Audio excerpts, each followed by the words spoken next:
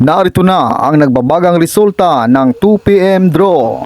Araw ng Lunes, February 19, 2024. Para sa 2D Lotto, 28, 15 in exact order. Para naman sa 3D Lotto, 3, 8, and 9 in exact order.